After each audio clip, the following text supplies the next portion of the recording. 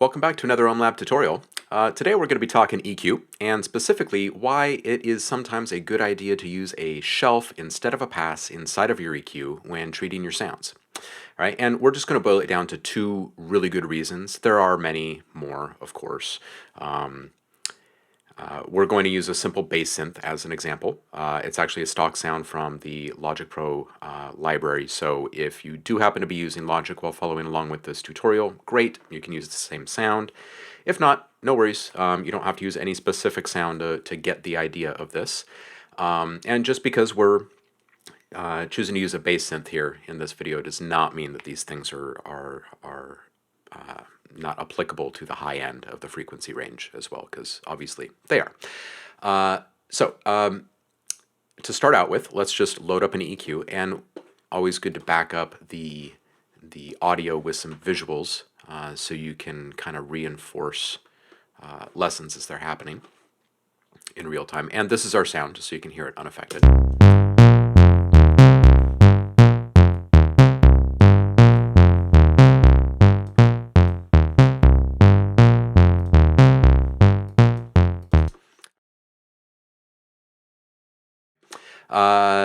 So as you can see, there's a fair bit of low-end presence here. Now, this type of bass is probably going to be used with a certain type of kick, and that kick drum is probably going to live down in these same lower frequencies. So we're going to have to pay attention to this synth on some level. Now, what's become the standard, if you will, kind of across many forms of modern electronic music anyway, is just to simply high pass a bunch of the frequencies in a bass synth like this, and that's going to leave room for the kick, and then you do a little volume ducking, automation, perhaps through some sidechain compression techniques. But if you're doing this, you may find that sometimes you find that sweet spot and everything sounds great, and other times you start to lose a lot of the body and low-end energy of your music, and things get pretty muffled and you don't really understand why, because going through these steps is supposed to help remove muddiness and allow more low power to come through. So what we're going to do is address those things. And we're going to do it through using a shelf instead of just a pass. Okay, we're actually going to use the two combined as well as a bell curve. So you're going to see all three main bell or curve types in an EQ used here for this one technique. And once you get into the groove with it, it only takes a couple seconds to bang out any sound, really. So without further ado, here we go. We're just going to show you first the first good reason to use this approach is that you can preserve a little bit more of the original integrity and structure of a sound. Okay, so instead of cutting out just a bunch of the low end, cut out part of the low end, and we'll do that this way.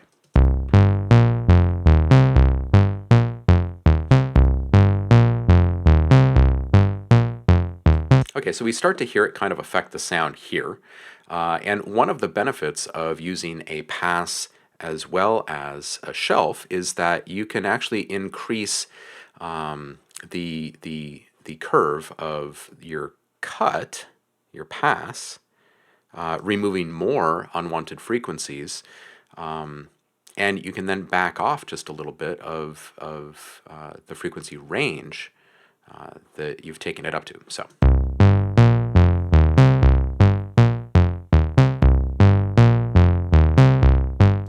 All right, so somewhere in here seems to be a pretty good spot. You're not really killing the bass yet, and you're allowing the bulk of the body through here. Now, the next thing we do is we add our shelf, okay? And we'll probably want to start somewhere in the neighborhood of between 5 and 10 dB to start with. Feeling pretty confident about this 9 here just because that's where it landed. So we'll roll with that. We'll adjust it if we need to. Next thing we need to do is drag this up the frequency range a little bit until we begin to hear a little bit of loss of power and body. And then when we do, we're going to address the next step.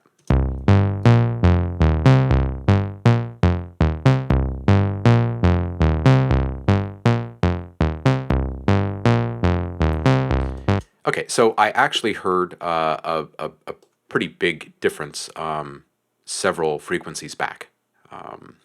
Somewhere between 100 and 120, but I went a little bit further because now we're going to show you how to use one more benefit of using a shelf instead of a pass, and that's you can actually protect a little pocket of energy inside of a shelf much easier than you can a cut or a pass. Okay, so here we're just going to add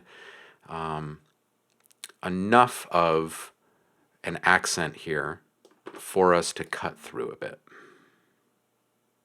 Okay, we'll set this, we'll find the sweet spot, start around 80, and we'll find the sweet spot for that body.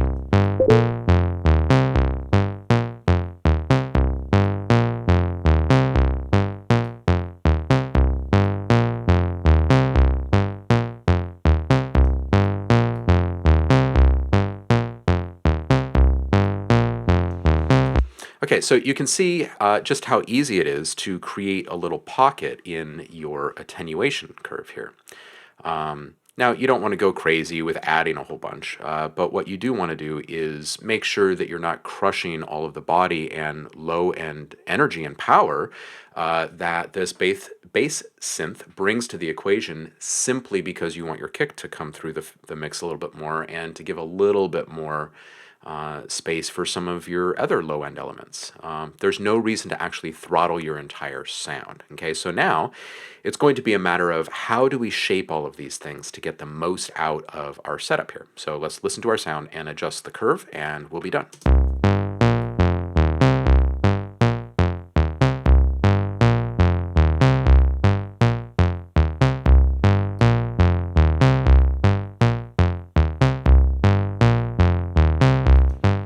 Oops.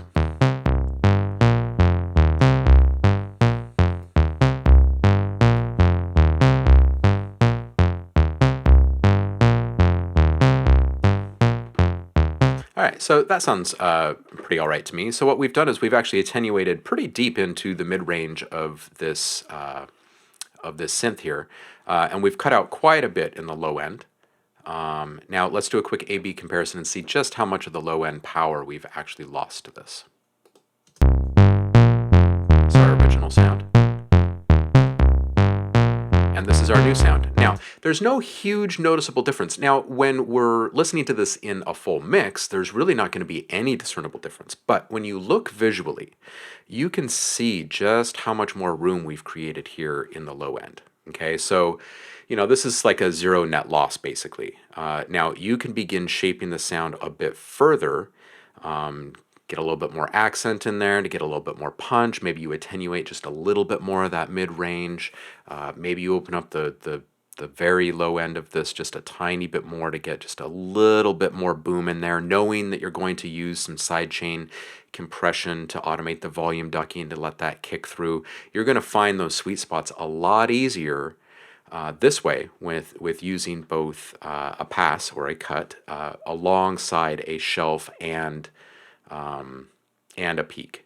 Okay, they just kind of work nicely in tandem together, and they allow you to create these really unique custom curves that actually match up to the specific sound that you're using, instead of just applying some blanket concept of, oh yeah, we should always just roll off like, up to 50 hertz or something like that when we're processing our bass synths, because again, it just kind of throttles the sound. So hope you found this helpful. Hope that you can put it to use in your very next project. If you have requests for future tutorials, please do leave a comment below. Let us know what you think about this video and what you'd like to see in the future. You can also shoot us a private message through any one of our social profiles online or through any one of our websites in the network. Thanks for stopping by. As always, great to see you, and we hope to see you again soon. Cheers.